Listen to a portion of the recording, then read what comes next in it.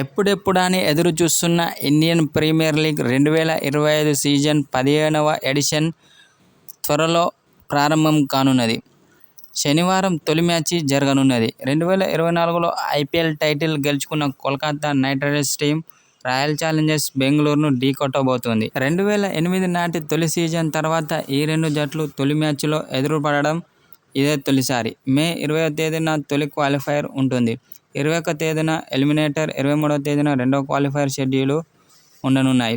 ఇక 25వ తేదీన ఫైనల్స్ మ్యాచ్ జరగనున్నది. క్వాలిఫైయర్ 1 ఎలిమినేటర్కు హైదరాబాద్ ఉప్పల్ స్టేడియం ఆతిథ్యం ఇవ్వనున్నది. సన్రైజర్స్ హైదరాబాద్ జట్టు తన తొలి మ్యాచ్ని మార్చి 23వ తేదీన ఆడనున్నది.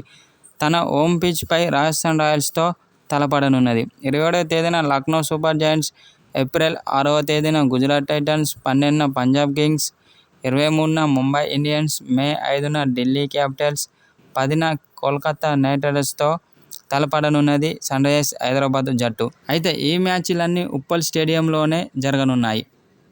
సన్రైజర్స్ హైదరాబాద్ జట్టు తన తొలి మ్యాచ్ రాజస్థాన్ రాయల్స్తో తలపడనున్నది. అయితే ఈ మ్యాచ్ మార్చి 23న ఆదివారం రోజు జరగనున్నది. అయితే రాజస్థాన్ రాయల్స్కు ఒక బ్యాడ్ న్యూస్ అనే చెప్పాలి.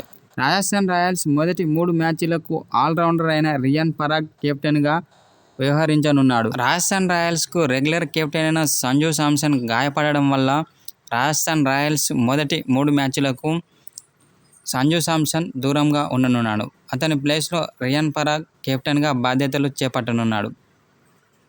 అయితే ఒక విధంగా సన్రైజర్స్ హైదరాబాద్ జట్టుకు గుడ్ న్యూస్ అనే చెప్పాలి. ఒక విధంగా రాజస్థాన్ రాయల్స్కు బ్యాడ్ న్యూస్ అనే చెప్పాలి. ఎందుకంటే సంజూ శాంసన్ చాలా డేంజరస్ బ్యాట్స్మెన్. అతడు కనుక క్రీజులో ఉంటే మాత్రం ప్రత్యర్థి బౌలర్లకు చుక్కలు చూపించడం ఖాయమని కొందరు మాజీ క్రికెటర్లు అంటున్నారు.